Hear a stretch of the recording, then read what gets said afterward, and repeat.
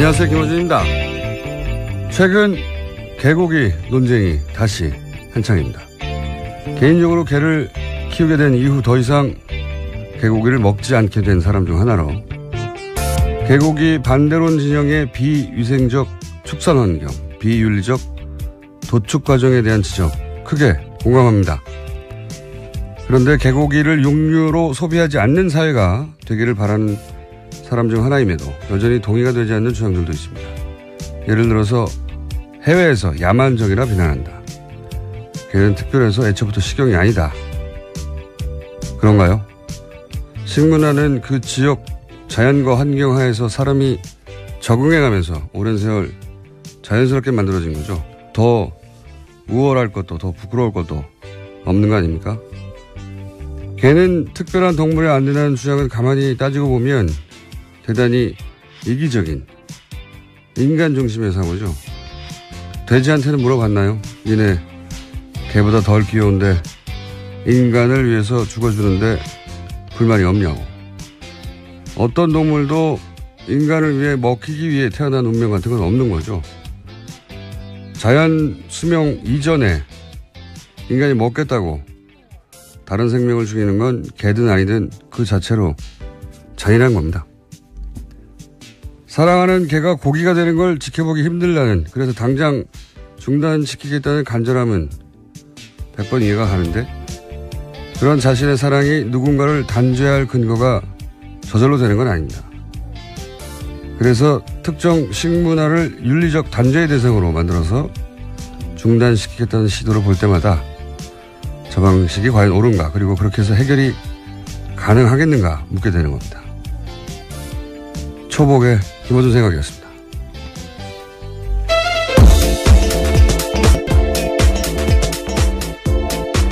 자, 초복이에요. 시사인의 김은지입니다. 네. 고시당 드십니까? 아니, 먹지 않습니다. 저는 먹었었는데 개를 기른 후에는 안 먹어요. 예.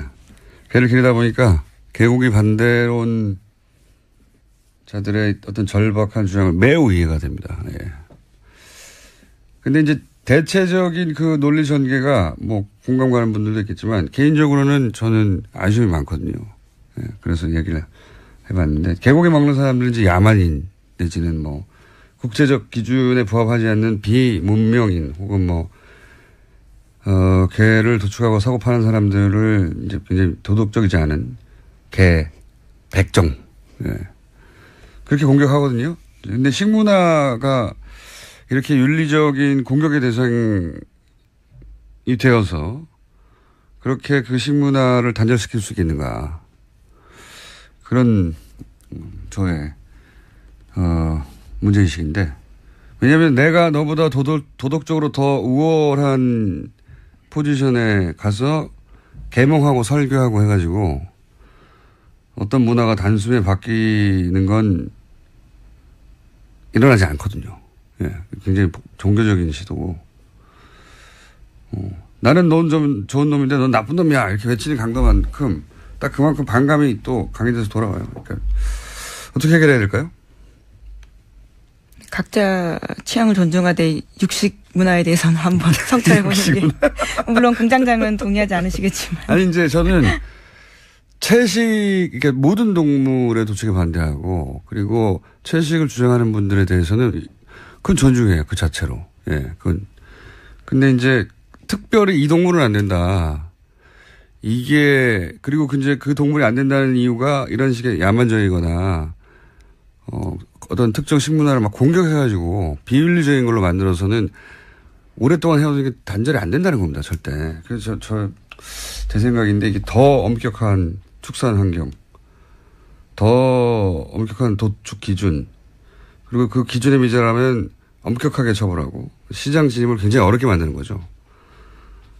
그러면서 동시에 이제 반려동물에 대한 보편인식이 제고되고 그렇게 점진적으로 매력이 없는 사업, 매력이 없는 먹거리, 그렇게 시장과 사회인식이 동시에 바뀌어가야지 갑자기 식문화가 없어지는 부분은 없습니다. 사실은.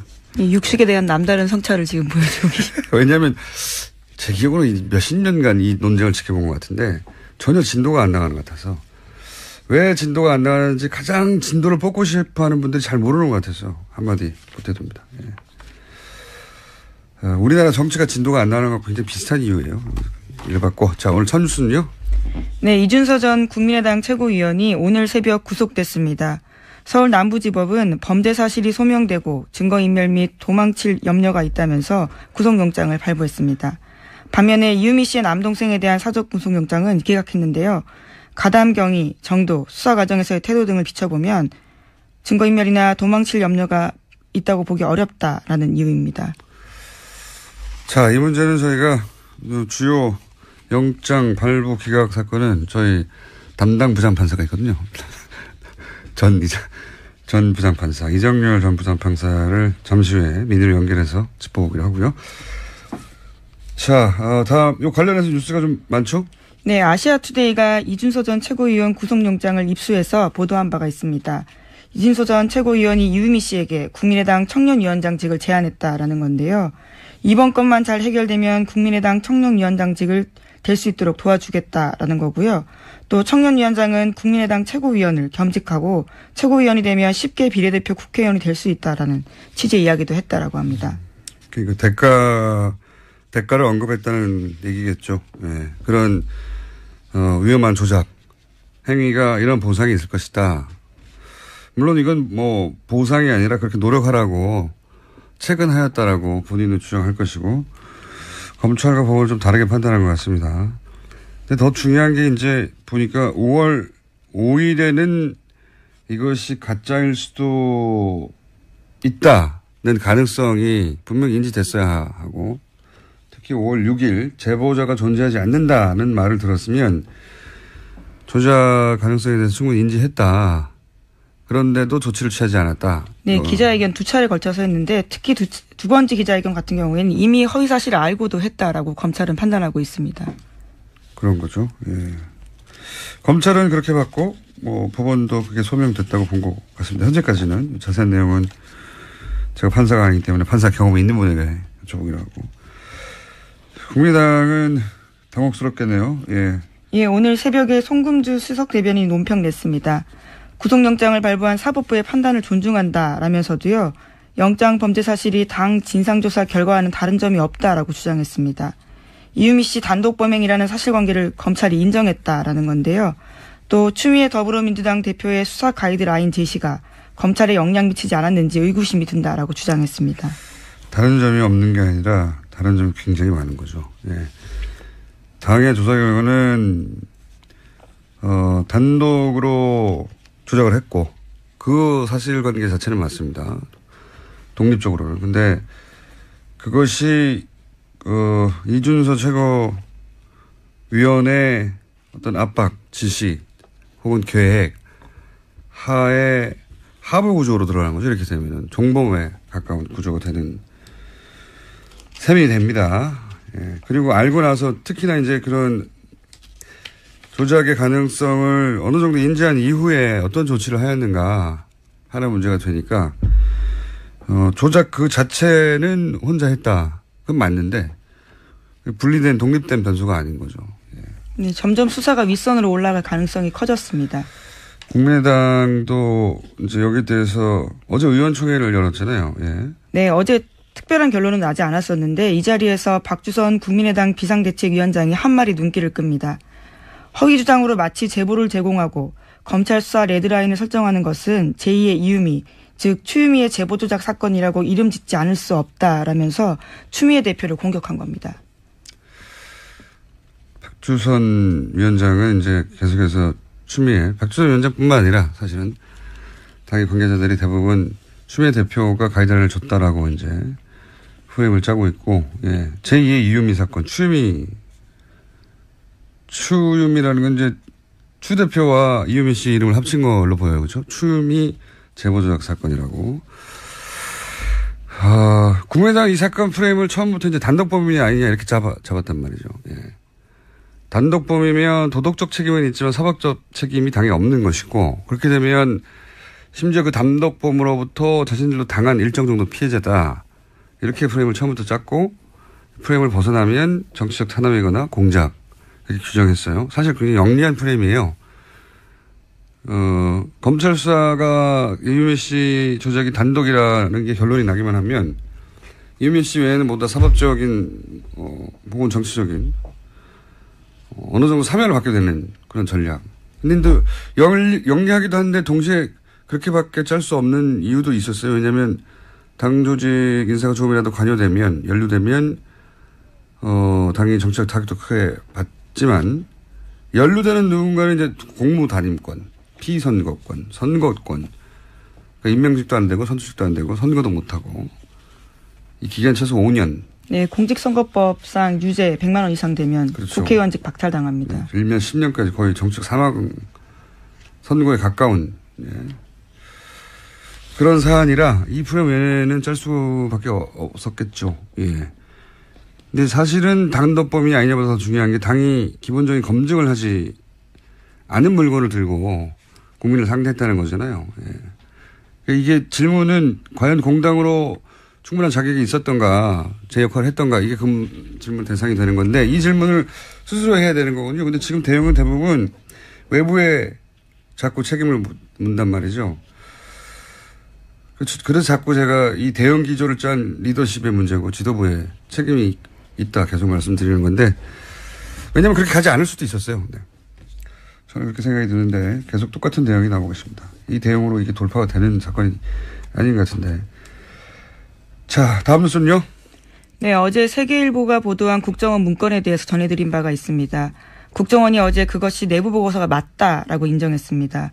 또 국정원은 적폐청산 TF를 가동해서 과거 국정원의 정치 개입 의혹 사건 13가지를 조사하겠다고 밝혔습니다. 거기에는 대선 댓글 사건, 서울시 공무원 간첩 증거 조작 사건, 남북 정상회담 회의록 공개, 세월호 참사 개입 의혹, 최동욱 전 검찰총장 찍어내기 등이 있습니다. 의혹 등이 있습니다. 알겠습니다. 여러 가지 사건들 의혹이 많이 있고 여기 이 보고서 또 당시 이명박 전 대통령의 보고도 됐다는 진술도 나왔죠. 네. 네, 세계일보가 보도했는데요. 검찰은 2012년 8월 달에 해당 청와대 행정관의 진술을 확보했다라고 합니다. 자, 생각해보면 국정원 댓글 수사하던 팀이 있었죠. 지금 뭐 팀장으로 한 저기 뭡니까? 네, 서울중앙지검장으로 서울지검장이랑 윤석열 팀장 그리고 당시 최동욱 검찰총장 이 사건 수사하다가 이제 공중분해됐죠. 예.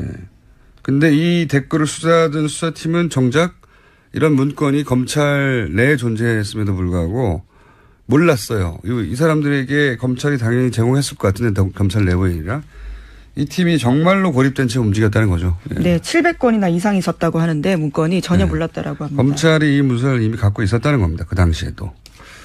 그런데 관련 사건을 수사하는 수사팀에도 제공해 주지 않았다는 거죠. 예. 그래서 그 팀은 이제 공중분해가 됐고. 다음 뉴스는요? 네, 이러한 사실이 알려지자 이명박 전 대통령 쪽에서는 다 끝난 일인데 끄집어내는 의도가 뭐냐라는 발언을 하고 있다고 합니다. 그렇게 얘기해야 되겠죠. 예. 다 끝났는지 아닌지는 이제 두고 보면 알겠고요. 예. 다 끝나지 않은 것 같아요. 이제 시작인 것 같습니다. 예. 다시. 뉴스 공장에 할 일이 많아질 것 같다는 불길한 예감이.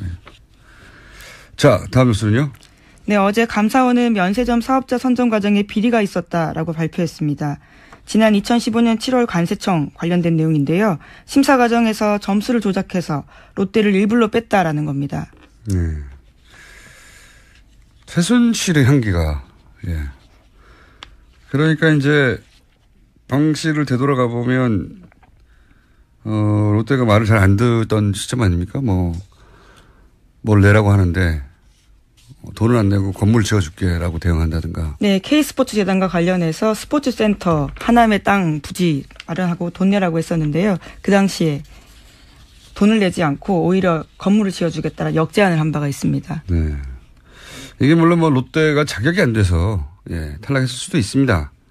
그런데 지금 밝혀진 것이 점수가 조작됐다는 거니까 의도를 가지고 탈락시킨 것으로 보여지고, 더 재밌는 것은 그 다음 해에 면세점 내고 이슈가 됐는데 거기 롯데가 포함됐다. 네, 면세점 수 늘리라고 하는 것도 박근혜 전 대통령 지시였다라고 합니다.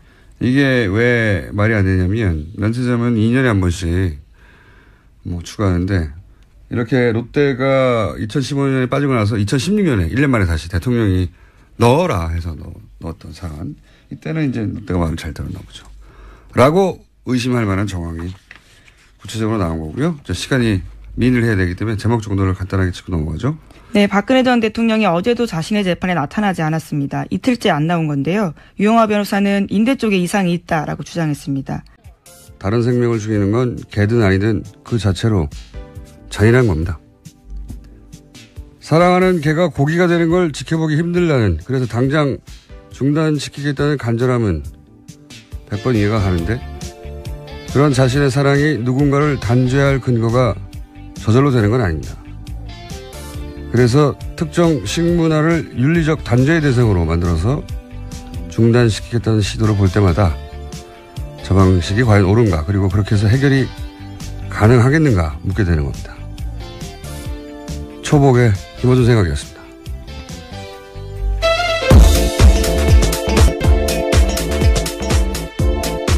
자, 초복이에요. 시사인의 김은지입니다. 네.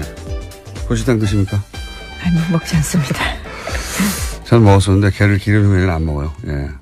게를 기르다 보니까 개고기 반대론 자들의 어떤 절박한 주장을 매우 이해가 됩니다. 예. 근데 이제 대체적인 그 논리 전개가 뭐 공감 가는 분들도 있겠지만 개인적으로는 저는 아쉬움이 많거든요. 예. 그래서 얘기를 해봤는데 개고기 먹는 사람들은 이제 야만인 내지는 뭐 국제적 기준에 부합하지 않는 비문명인 혹은 뭐 개를 도축하고 사고 파는 사람. 안녕하세요, 김어준입니다. 최근 개고기 논쟁이 다시 한창입니다. 개인적으로 개를 키우게 된 이후 더 이상 개고기를 먹지 않게 된 사람 중 하나로 개고기 반대론 진영의 비위생적 축산 환경, 비윤리적 도축 과정에 대한 지적 크게 공감합니다. 그런데 개고기를 육류로 소비하지 않는 사회가 되기를 바라는 사람 중 하나임에도 여전히 동의가 되지 않는 주장들도 있습니다. 예를 들어서 해외에서 야만적이라 비난한다. 개는 특별해서 애초부터 식용이 아니다. 그런가요? 식문화는 그 지역 자연과 환경 하에서 사람이 적응해가면서 오랜 세월 자연스럽게 만들어진 거죠. 더 우월할 것도 더 부끄러울 것도 없는 거 아닙니까? 개는 특별한 동물이 안 된다는 주장은 가만히 따지고 보면 대단히 이기적인 인간 중심의 사고죠. 돼지한테는 물어봤나요? 니네 개보다 덜 귀여운데 인간을 위해서 죽어주는데 불만이 없냐고. 어떤 동물도 인간을 위해 먹히기 위해 태어난 운명 같은 건 없는 거죠. 자연 수명 이전에 인간이 먹겠다고 들을 이제 굉장히 도덕적이지 않은 개, 백정, 예.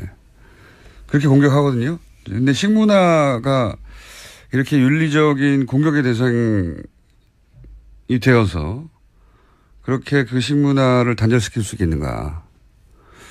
그런 저의 문제의식인데, 왜냐하면 내가 너보다 도덕적으로 더 우월한 포지션에 가서 계몽하고 설교하고 해가지고 어떤 문화가 단숨에 바뀌는 건 일어나지 않거든요. 예, 굉장히 종교적인 시도고. 나는 넌 좀 좋은 놈인데 넌 나쁜 놈이야 이렇게 외치는 강도만큼 딱 그만큼 반감이 또 강해져서 돌아와요. 그러니까 어떻게 해결해야 될까요? 각자 취향을 존중하되 육식 문화에 대해서는 한번 성찰해 보는 게. 물론 공장장은 동의하지 않으시겠지만. 아니 이제 저는 채식, 그러니까 모든 동물의 도축에 반대하고 그리고 채식을 주장하는 분들에 대해서는 그건 존중해요. 그 자체로. 예, 그건. 근데 이제 특별히 이 동물은 안 된다. 이게 그리고 이제 그 동물이 안 된다는 이유가 이런 식의 야만적이거나 어떤 특정 식문화를 막 공격해가지고 비로 영장 발부 기각 사건은 저희 담당 부장판사가 있거든요. 전 부장판사 이정열 전 부장판사를 잠시 후에 민의를 연결해서 짚어보기로 하고요. 자, 다음 요 관련해서 뉴스가 좀 많죠? 네, 아시아투데이가 이준서 전 최고위원 구속영장을 입수해서 보도한 바가 있습니다. 이준서 전 최고위원이 유미 씨에게 국민의당 청년위원장직을 제안했다라는 건데요. 이번 건만 잘 해결되면 국민의당 청년위원장직을 될 수 있도록 도와주겠다라는 거고요. 또 청년위원장은 국민의당 최고위원을 겸직하고 최고위원이 되면 쉽게 비례대표 국회의원이 될 수 있다라는 취지의 이야기도 했다라고 합니다. 그러니까 대가를 언급했다는 얘기겠죠. 네. 그런 위험한 조작 행위가 이런 보상이 있을 것이다. 물론 이건 뭐 보상이 아니라 그렇게 노력하라고 체근하였다라고 본인은 주장할 것이고 검찰과 법원을 좀 다르게 판단한 것 같습니다.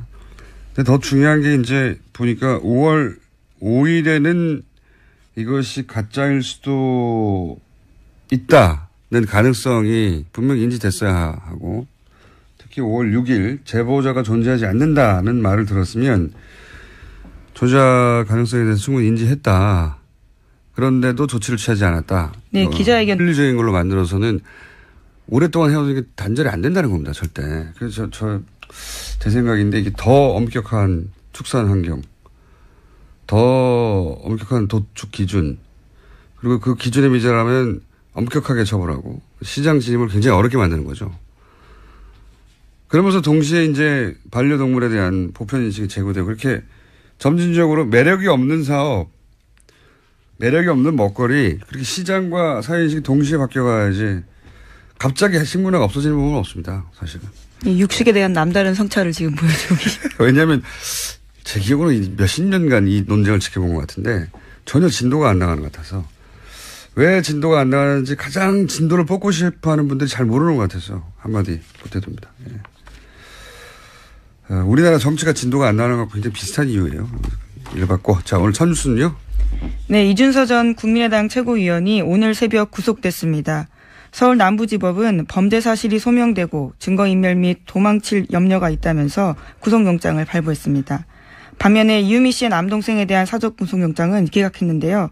가담 경위, 정도, 수사 과정에서의 태도 등을 비춰보면 증거인멸이나 도망칠 염려가 있다고 보기 어렵다라는 이유입니다. 자, 이 문제는 저희가 주요